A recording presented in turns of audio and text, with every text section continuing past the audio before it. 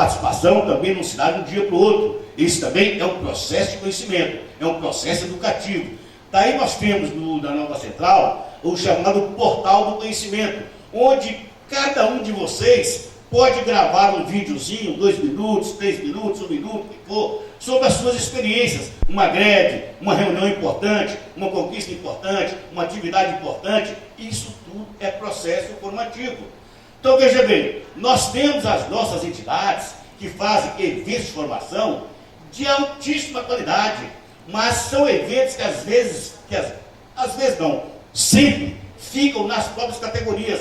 Eu diria, por exemplo, a CNTI. A CNTI, Confederação Nacional dos Trabalhadores da Indústria, dirigida pelo presidente Zé Calixto, ela tem eventos formativos de altíssima qualidade.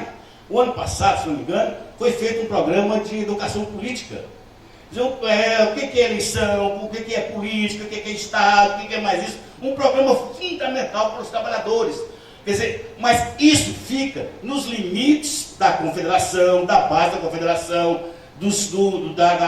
da representação da confederação da CNTI. A mesma coisa é contrato. Eu, inclusive, sou formador da contrato. Programas de formação de altíssima qualidade, de altíssimo nível, entre os quais o professor Luiz, o doutor Wilson ali presente, é um dos educadores, mas que também fica no âmbito da contrato. A CSPB, da mesma forma, tem o seu programa de formação, as suas atividades formativas, a CNTTT, da mesma forma. Agora, são questões específicas das confederações.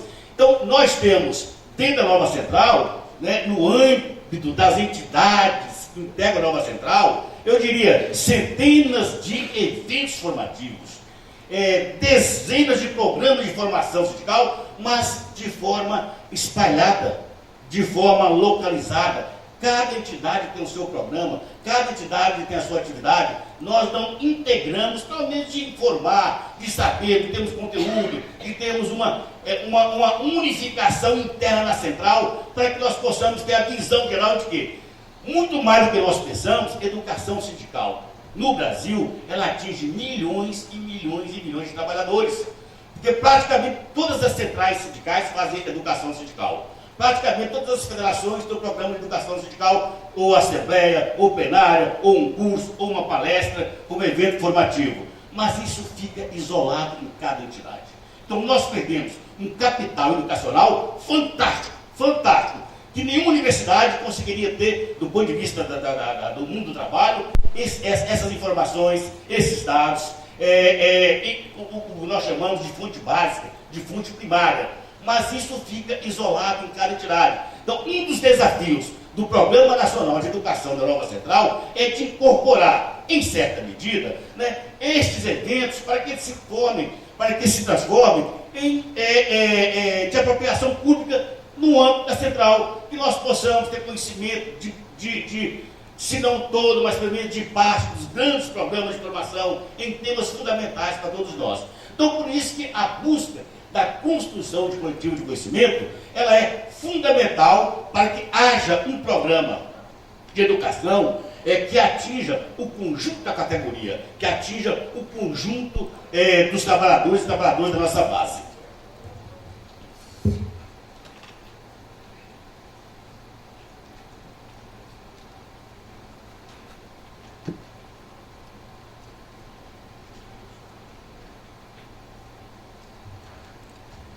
Outro aspecto importante.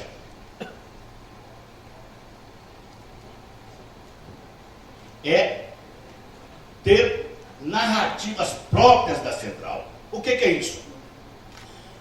Nós precisamos escrever a nossa própria história. A Nova Central deve escrever a sua própria história. Assim como a Nova Central tem a sua posição sindical e a sua posição política definida, e uma delas, e a mais importante, a que é determinante, é de que nós não somos braço de partido, nem de governo, nem de patrão. Então, portanto, a Nova Central ela tem uma postura independente aos partidos políticos, aos governos. Mas, então, em função disso, a Nova Central precisa ter essa narrativa. Desenvolver essa informação para que ela seja apropriada pela sociedade. Até o ano passado, eu diria, até começo desse ano, alguns jornais, o Estadão de São Paulo, por exemplo, era danado para escrever: a Nova Central é a central da base do PMDB. Algumas vezes nós tivemos que escrever cartas, documentos, para explicar: a Nova Central não é braço político de nenhuma entidade sindical, de nenhum partido político. Então, por isso, é fundamental que nós tenhamos a nossa própria narrativa. E a nossa narrativa, eu já disse antes, ela é diferente das demais centrais sindicais. Nós não surgimos em função de divergência, de racha, de rompimento de nenhuma central sindical. Nós não surgimos em função de brigas entre facções de entidade sindical. Nós surgimos exatamente em contraponto ao Fórum Nacional do Trabalho. Nós surgimos para defender o sistema sindical confederativo, para defender a unicidade sindical, para defender o custeio compulsório, para defender a justiça do trabalho, para defender o Ministério do Trabalho. Então, essa aí é a nossa narrativa, que nós precisamos disseminá-la, que nós precisamos divulgá-la, que nós precisamos apresentá-la. Então, a educação sindical tem também essa finalidade de levar a base da central e, por consequência, de levar a um público cada vez mais amplo a narrativa da central, né, feita pela própria central, produzida pela própria central. As narrativas das nossas atividades, da nossa ideologia, da nossa posição e da nossa postura frente à realidade, frente ao governo, frente aos patrões e frente ao mundo do trabalho. Dúvida, perguntas? Tranquilo? Está abrindo a boca por quê? Está enjoado? Está chata a conversa? Tá não, né? Mas então continuamos. Formar quadros, né? Um dos objetivos da educação sindical é de formar quadros. Nós precisamos qualificar os nossos dirigentes, e a função da central, a central não tem condições de fazer uma educação sindical de base. O que é a base de uma central? A base central são as suas entidades filiadas, são as confederações, são as federações, são os sindicatos. Então, os quadros que nós visamos, que nós indicamos, que nós apontamos a formação, são os quadros dirigentes.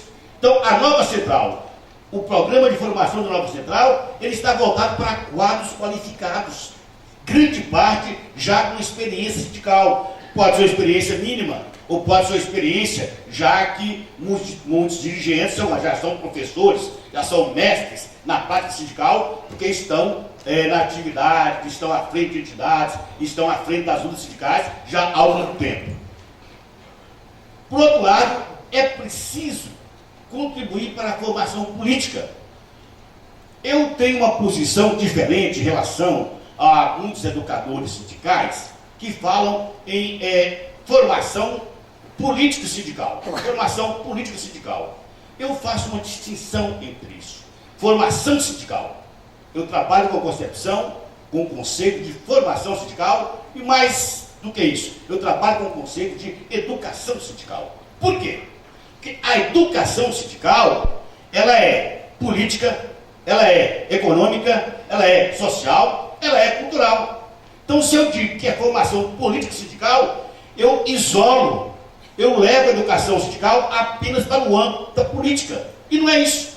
A educação sindical, ela vai mais além da política. Ela é uma formação política. Sim, ela é uma formação política. Ela tem que possibilitar que os participantes, que os integrantes dos processos formativos possam vir a ter a capacidade do discernimento político, da análise política, da compreensão política, para ter a sua própria opinião, para ter a sua própria capacidade de leitura da realidade, de leitura dos desafios à sua frente, do ponto de vista político. Mas também ele precisa ter capacidade, ele precisa ter a qualificação para fazer uma leitura econômica dos fatos, da realidade, que implicam na atividade sindical, que implicam na vida da classe trabalhadora. Por outro lado, é preciso ter conhecimento cultural. Qual que é o mundo que nós vivemos? Às vezes, a minha prática sindical em determinada região não pode ser a mesma em outra região, porque a realidade é diferente, a cultura é diferente, as condições são diferentes. Dependendo de quem são a categoria de trabalhadores, a formação sindical, a prática sindical tem que ser diferenciada, tem que ser qualificada em função do grupo ou das categorias profissionais. Então, em muitos momentos, nós não podemos ter a mesma formação sindical para servidores públicos, por exemplo, e uma qualificação sindical para trabalhadores semi-analfabetos. Então, daí que a pedagogia da educação sindical, ela não pode ser a mesma, não pode ser algo que é imposto a todos os trabalhadores da mesma forma. É necessário justamente isso, contribuir para a formação política, mas compreendendo a realidade concreta de cada categoria. Há um exemplo interessante que aconteceu no interior de São Paulo. O pessoal, uns anos atrás, reuniu-se para fazer uma manifestação junto aos boias frias que trabalhavam nos cafezais. Então, 3 horas da manhã, o pessoal foi lá para a plantação de cafés, encheu os pés de cafés de panfleto, convocando os trabalhadores para a luta, convocando os trabalhadores para a mobilização e tal. E na época, o Danilo deve lembrar disso, quando a gente fazia panfletagem, uma das formas da gente saber se os panfletos foram aceitos ou não, era você chegar e olhar quantos panfletos estavam no chão. Se tinha muito panfleto no chão, e não deu certo, ou jogou fora. Mas se tinha poucos no chão, o pessoal levou, então deu certo. A isca pegou o peixe. Aí o pessoal fez a panfletagem, os pés de café, tal. Quando foi lá para 7 horas da manhã, vamos voltar para ver o que sobrou. Quando chegaram, tinha mais papel no chão do que café. Cheio de papel. Praticamente ninguém tinha levado os panfletinhos de mobilização dos boias frias, dos trabalhadores do cafezal. Por quê? Elementar, meu caro Atos, diria Sherlock Holmes, eram analfabetos. Então, aquele tipo de educação não servia para aquela categoria, porque eles não se apropriaram daquele saber exposto através de um texto.